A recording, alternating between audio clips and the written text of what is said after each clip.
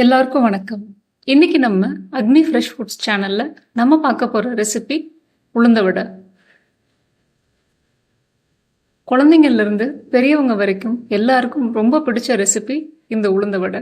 இன்னைக்கு இதை ரொம்ப ஈஸியா கிறிஸ்பியா எப்படி பண்றதுன்னு இப்ப நம்ம பார்க்கலாம். இதுக்கு ஒரு பவுல்ல 1 டம்ளர் உளுந்தம்பருப்பு எடுத்திருக்கேன். அதே டம்ளர்ல 1/4 டம்ளர் அளவுக்கு பச்சரிசி எடுத்திருக்கேன். ரெண்டையும் ஒன்னா சேர்த்து கழுவி ஒரு 20 to 30 நிமிஷம் ஊற வச்சு கிரைண்டர்ல போட்டு நல்லா ஆட்டி எடுத்துக்க போறோம்.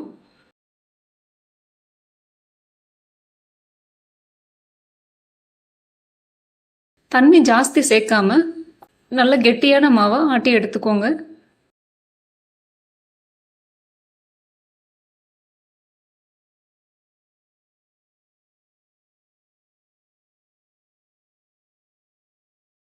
இப்ப மாவு எடுத்துட்டோம். இதுல ஒரு 10 to 15 சின்ன வெங்காயத்தை கட் பண்ணி சேர்த்திருக்கேன். நீங்க பெரிய வெங்காயம் இருந்தாலும் சேர்த்துக்கலாம். 2 பச்சை மிளகாய பொடியா கட் பண்ணி சேர்த்திருக்கேன்.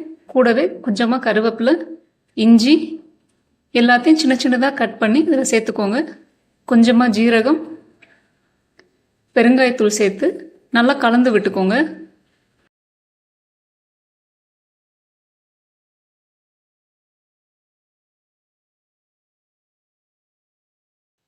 மாவு உங்களுக்கு தண்ணியா இருக்கிற மாதிரி தோணுச்சுன்னா ஒரு 2 to 3 ஸ்பூன் பச்சரிசி மாவு நீங்க சேர்த்துக்கலாம். இதுக்கு தேவையான அளவு உப்பு சேர்த்து நல்லா கலந்து விட்டுக்கோங்க. உப்பு எப்பயுமே கடைசியா சேர்த்துக்கோங்க.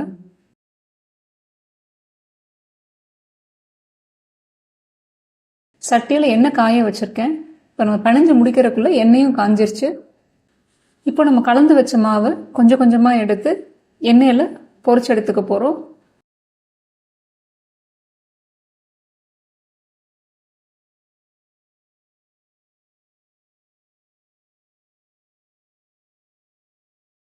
அடுப்பை மீடியம் ஃப்ளேம்லயே வச்சு பொரிச்சு எடுத்துக்கோங்க.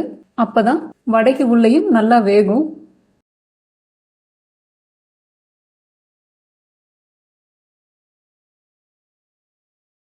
இப்ப எல்லாத்தையும் ஒண்ணு போல பரட்டி விட்டு வடை நல்லா கோல்டன் ப்ரௌன் கலர்ல வர்ற வரைக்கும் எண்ணெயில பொரிச்சு எடுத்துக்கோங்க.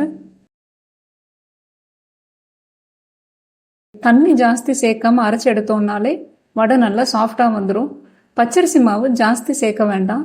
நீங்க மிக்சியில அரைக்கிறீங்க அப்படின்னா ஐஸ் வாட்டர் ஊற்றி அரைச்சிங்கன்னா மாவு ஜாஸ்தி சூடாகாது, நல்லா சாஃப்டாவும் வரும்.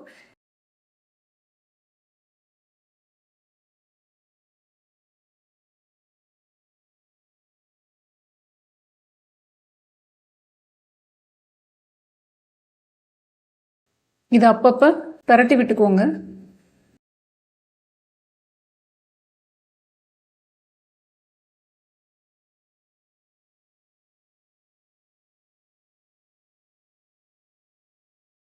பபிள்ஸ் எல்லாம் ஓரளவு அடங்கிருச்சு அப்படின்னா வடை வெந்துருச்சுன்னு அர்த்தம்.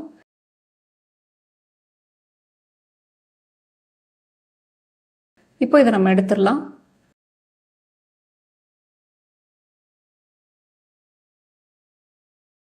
இப்போ நம்ம உளுந்த வடை ரெடி ஆயிடுச்சு. இன்னைக்கு இதை நான் சாம்பாரோட சர்வ் பண்ணியிருக்கேன். நீங்களும் இதை உங்க வீட்டில் ட்ரை பண்ணி பார்த்துட்டு உங்க ஃபீட்பேக்ஸ் அண்ட் கமெண்ட்ஸை மறக்காம எங்களுக்கு சொல்லுங்க. இந்த ரெசிபியை ஃப்ரெண்ட்ஸ் அண்ட் ஃபேமிலிக்கு ஷேர் பண்ணுங்க. அக்னி ஃப்ரெஷ் ஃபுட்ஸ் சேனலுக்கு சப்ஸ்கிரைப் பண்ணிக்கோங்க. வீடியோ பார்த்ததுக்கு ரொம்ப நன்றி.